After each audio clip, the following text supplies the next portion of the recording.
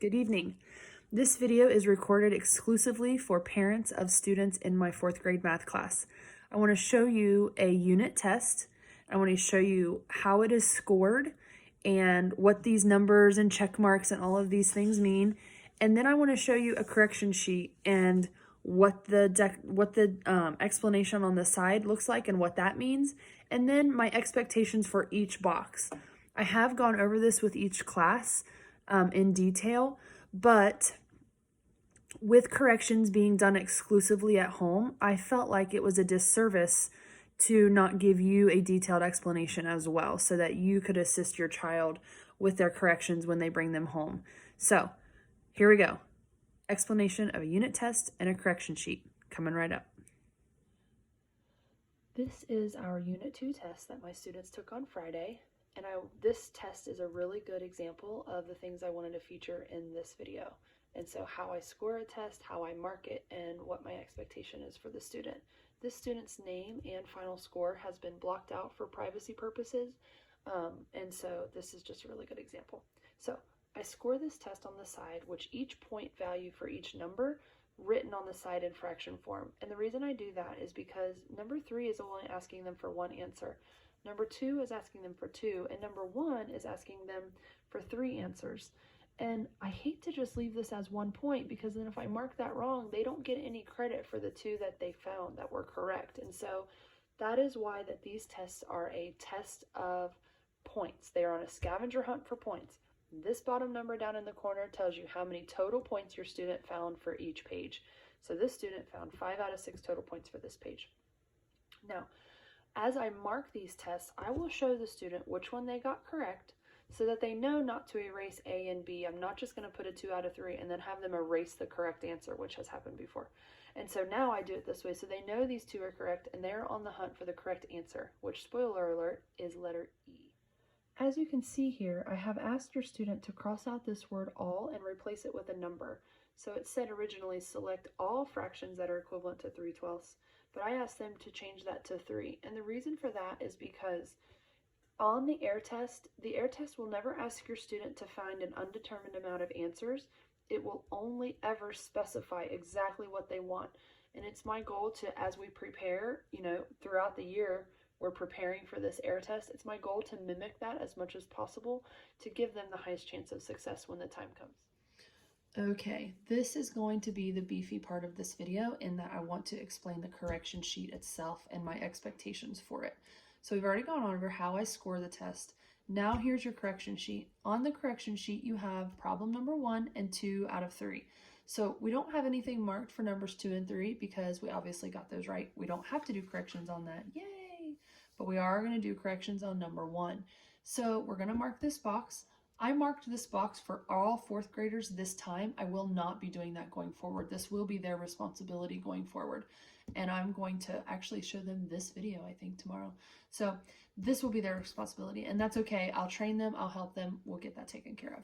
But now we have 3 boxes to fill out to do our corrections. This box over here is the only box that should just have one thing in it, either one letter or one answer or one number. This, for number 1, this can say E, this can say 5/20, this can say E 5/20. I don't care, just the right answer is all that goes in this box here. This box here is for the correction work. I've told your students time and again, there are 3 ways to show math work. Number 1, pictures. Number 2, words. Number 3, numbers. They all should know this. Any of these 3 options are available to them in this correction box. I call it, on a lot of your students' papers, I already wrote this, I wrote math work here. Whatever math work they want, pictures, numbers, or words, I don't care, it's their choice. However they want to correct this. So I want them to 3/12 is equivalent to 5/20. How are you going to prove that to me using one of those 3 strategies?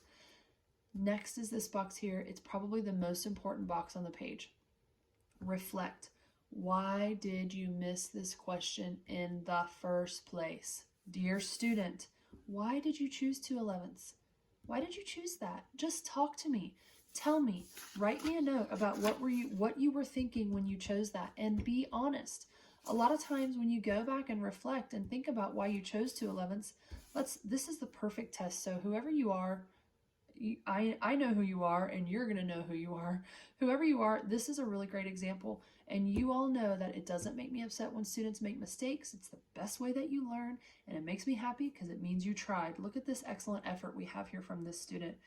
This student, in the reflection box here, why did I miss this question in the first place? I would write something along the lines of, my number line led me astray. I did my best to draw equal parts. I had equal holes here. You did a great job doing that. Something went wrong when you were drawing those 11ths, and that is what led you astray, was the drawing of your number line. That's all this needs to say. And yes, if I'm using your test on this video and you want to write that on here, the drawing of my number line led me astray, you may use that because I'm using your test for the video, and that's okay. But in here, I want numbers, pictures, or words, and over here, I want a reflection. Why did you miss this question in the first place? Let me give you some examples of things that are unacceptable in this box. An unacceptable answer in this box is, I put C.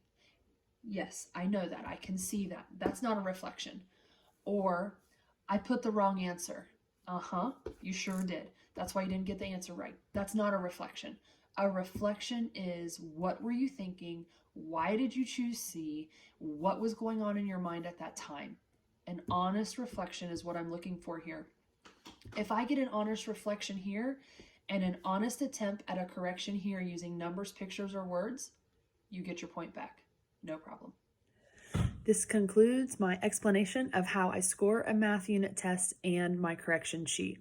Right before we go, I just want to tell your student how proud I am of all their hard work. Parents, I want to give you the liberty to help your student with this correction sheet. If you find that your student if they could just understand this one little piece a little bit better, and you want to help them with that, please do so. That's what this is for. This is for corrections. I want your child to learn these concepts. I am not the sole executor of the 4th grade mathematical estate. I do not know all there is to know about mathematics, and I do not know all there is to know about your child.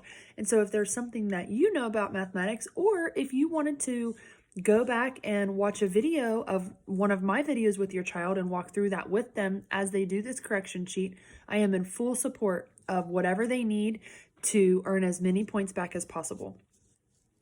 There will be no class time done on a correction sheet. Corrections are done exclusively at home. If your child does not return this paper, then the grade they got is the grade that they get. There will be no points added if they do not return their correction sheet. So this puts a little bit of responsibility on them, which I'm okay with. And so if you want to help your child, please do so and give them as much of encouragement and support as they need.